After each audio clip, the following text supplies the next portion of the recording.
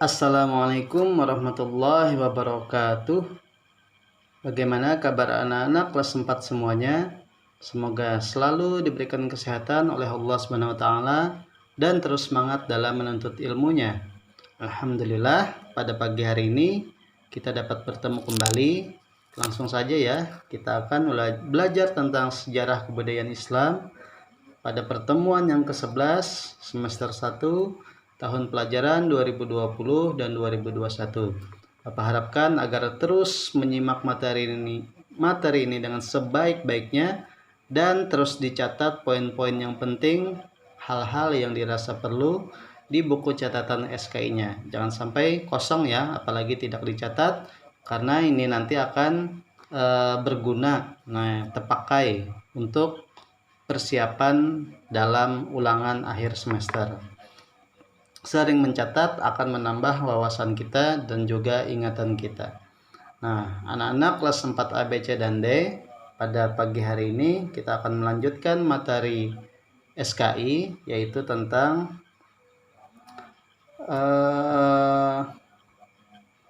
contoh kepribadian Nabi Muhammad SAW sebagai rahmat bagi seluruh alam.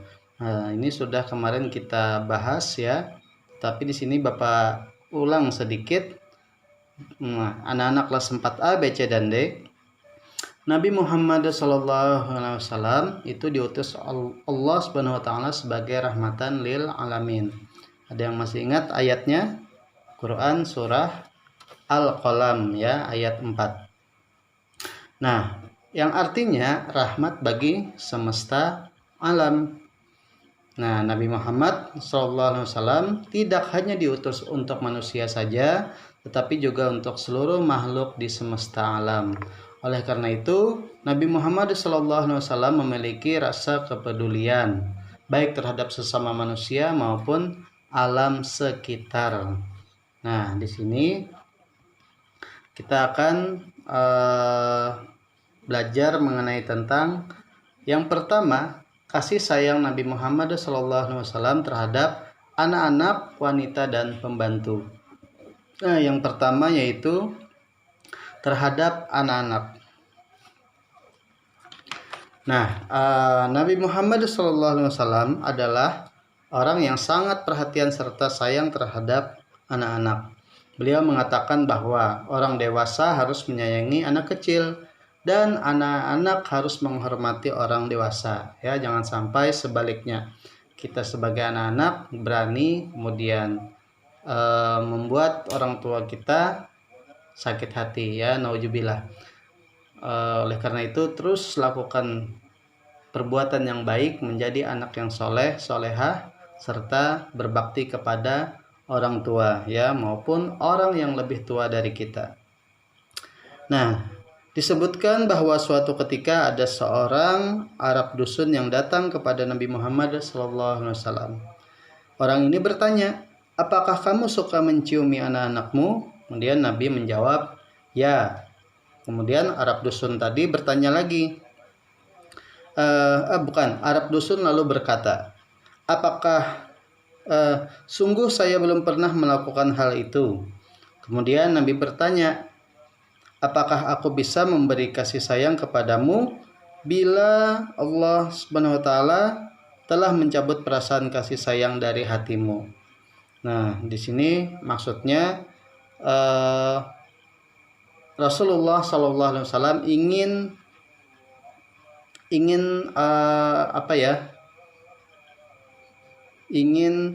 melajari, ingin memberikan kasih sayang kepada Arab dusun tadi, kalau Allah SWT telah mencabut perasaan kasih sayang dari hatinya. Jadi luar biasa sekali bahwa Rasulullah sangat senang sekali dengan anak-anak, kemudian beliau juga ingin mengasihi, mengayomi, dan mengajarkannya kepada Arab dusun tadi ya.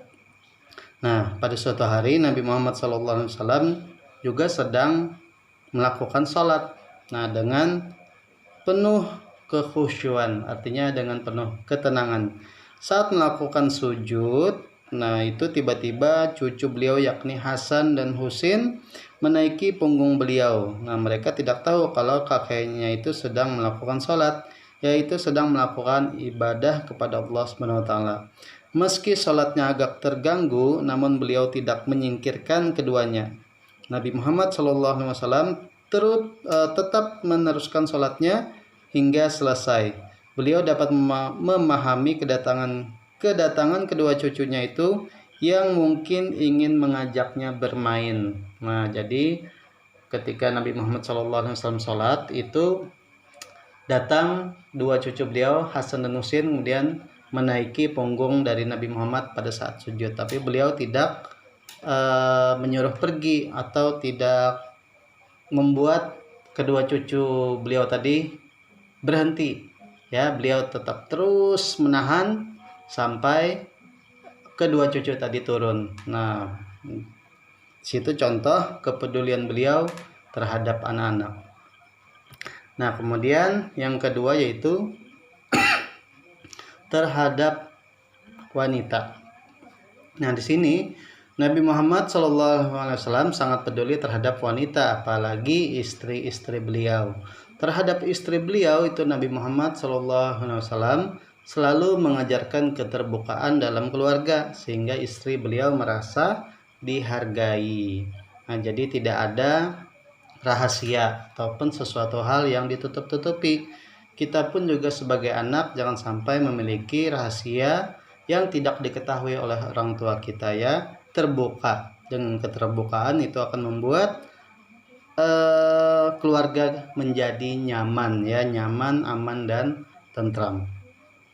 Nah, kemudian Nabi Muhammad SAW bersabda, yang paling sempurna imannya ialah yang terbaik akhlaknya dan lemah lembut terhadap keluarganya. Hadis riwayat At-Tirmizi.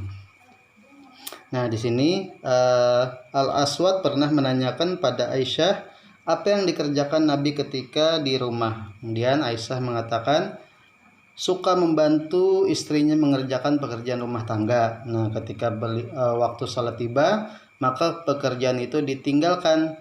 Aisyah juga mengatakan ketika berada di tengah keluarganya, Nabi selalu lemah lembut, tersenyum dan tertawa. Jadi Masya Allah, luar biasa sekali kepribadian yang Rasulullah SAW miliki.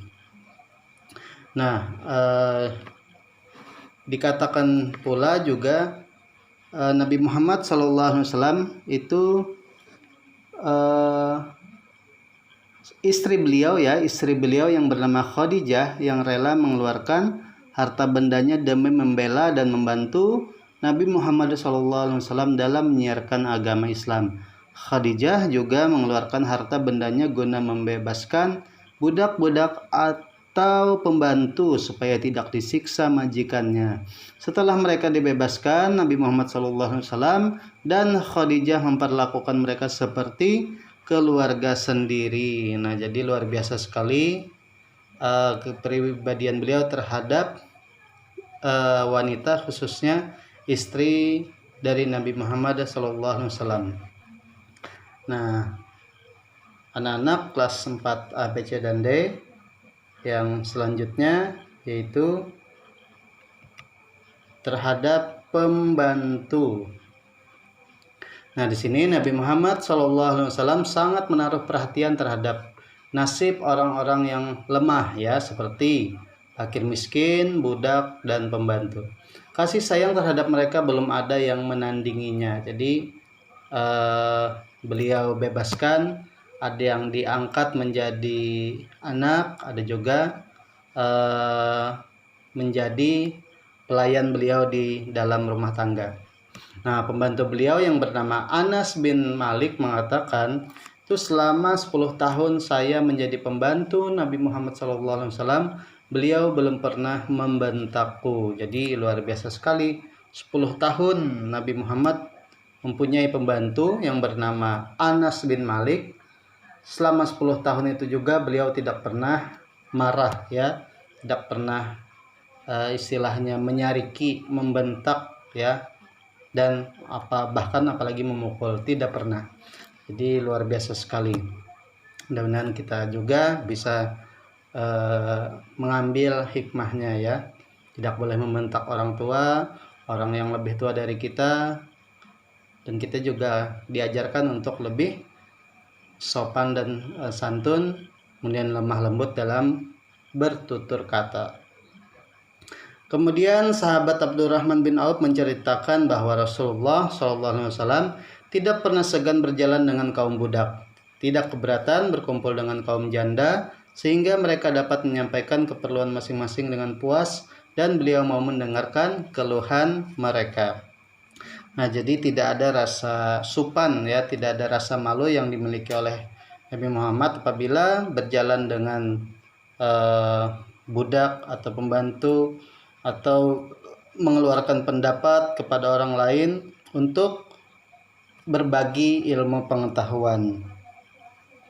Nah, alhamdulillah kepada anak-anak kelas 4 materi kita cukup sampai di sini dulu. Insyaallah nanti akan kita lanjutkan materi berikutnya.